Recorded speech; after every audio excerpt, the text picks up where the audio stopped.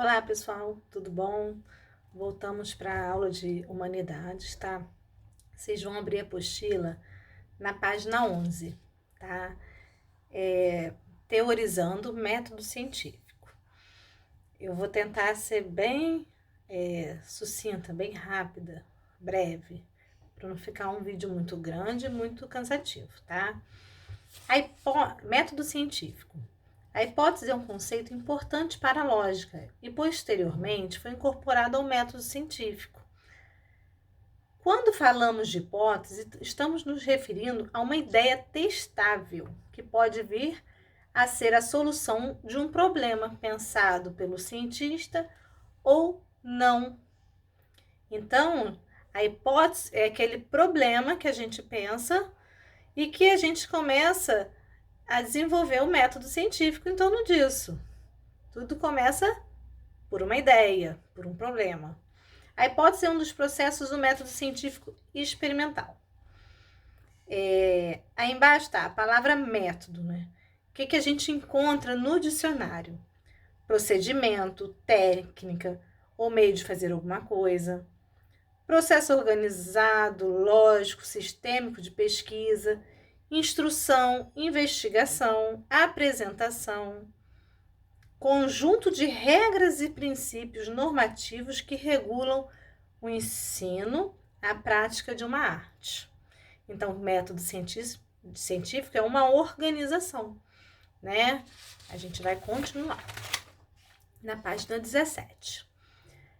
Podemos compreender o método como um caminho seguro a ser percorrido para se chegar ao lugar desejado, né? Um regulador, um plano, uma forma de investigação. Atualmente, eu vou dar o exemplo, né, que a gente está na pandemia do Covid-19 e nessa pandemia a gente ouve falar, os cientistas falarem muito, né, que precisa seguir um método, que a ciência precisa de tempo. Por que precisa de tempo? Porque precisa seguir o método científico. Por que não descobre logo a vacina para coronavírus? Porque eles precisam respeitar esse tempo, esse método científico a ser seguido, tá? Então as coisas não é rápido do jeito que a gente quer, tem um caminho a ser seguido, tá? E tem cientistas do mundo todo, né? Eles trocam ideias, eles trocam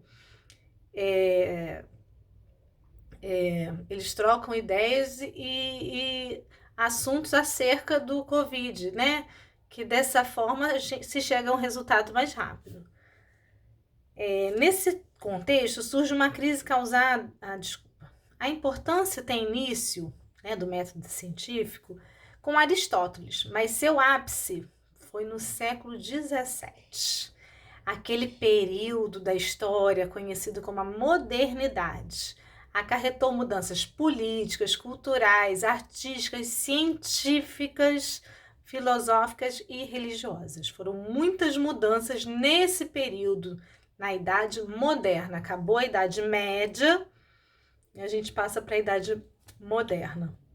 Nesse contexto, surge uma crise causada pela necessidade de compreensão do conhecimento. O que é conhecimento? Como saber se o conhecimento é válido ou não, né? Uma das correntes filosóficas que se ocupou desse problema foi o racionalismo e teve como destaque o filósofo René Descartes, grande filósofo. Tá? Vocês do 5º ano estão tendo a oportunidade de conhecê-lo agora. Eu só conheci na faculdade, tá? O racionalismo, conhecido como o pai da filosofia moderna, Descartes tinha como objetivo desenvolver um método seguro que o levasse à verdade. Então, ele não aceitava qualquer resposta. Ele tinha que seguir um método e ter aquela ideia como verdade, né? Ele não aceitava qualquer explicação. O filósofo estabeleceu 4 regras. Regra da evidência, evitar qualquer pensamento apressado, priorizar apenas as ideias claras, olha que importante. Regra da análise, dividir as nossas adversidades para resolvê-las por partes. Regra da síntese, estabelecer uma ordem de nossos pensamentos, começando pelos mais simples até chegar aos mais complexos. Regra da enumeração, revisar os próprios questionamentos para o indivíduo se certificar que nenhum deles foi esquecido. Vou até dar um exemplozinho bom. Lembra quando a tia fala assim, quando terminar de fazer o teste, o exercício, a prova, enfim, dá uma olhadinha para ver se está tudo certinho? Isso é revisar. Olha que grande importância. O filósofo também foi responsável pela criação do método cartesiano, que tenta encontrar a verdade por meio do uso da razão, nega as sensações e os sentidos. Para Descartes, as nossas percepções do mundo nos levavam a ideias falsas, né? Ele pensava que só os nossos sentimentos, as percepções não era suficiente para levar a uma ideia correta. Descartes divide o conhecimento objetivando conhecer o todo, pois sua premissa inicial é duvidar do mundo, até do seu próprio corpo. Ou seja, ele tinha a dúvida como ponto de partida, tá bom? Depois de Descartes, nós vamos estudar o empirismo.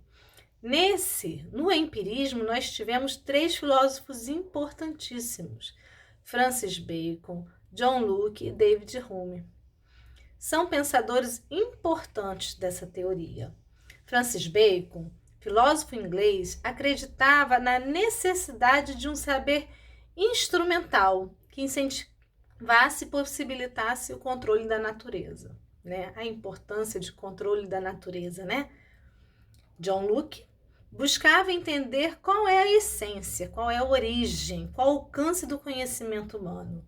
Elaborou a teoria da tábula rasa, na qual afirmava que nossa alma era uma tábula em branco, que só era preenchida a partir das nossas experiências. Ou seja, nós nascíamos sem nada e começando a ter experiência que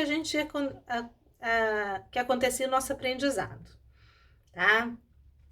David Hume afirmava que o conhecimento se iniciava com as percepções individuais, divididas de 2 formas: ideias e impressões. Tá bom?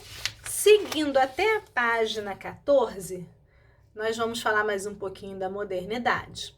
A modernidade se ocupou de construir meios para se observar os fenômenos, promover experimentos, elaborar hipóteses e princípios, com a finalidade de ser universal, ordenar as coisas, identificar o que era unidade ou o que era diverso, dividir as partes para estudá-las e depois montá-las para ver o todo.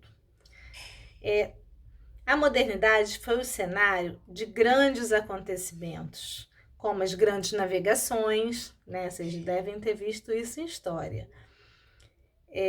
O descobrimento entre aspas, tá, gente? Do novo mundo, que seria eles encontrarem, né, as Américas.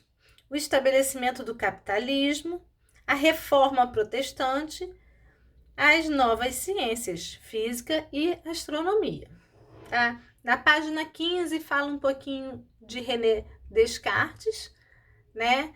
E tem um exercíciozinho para vocês fazerem, tá bom? Beijão!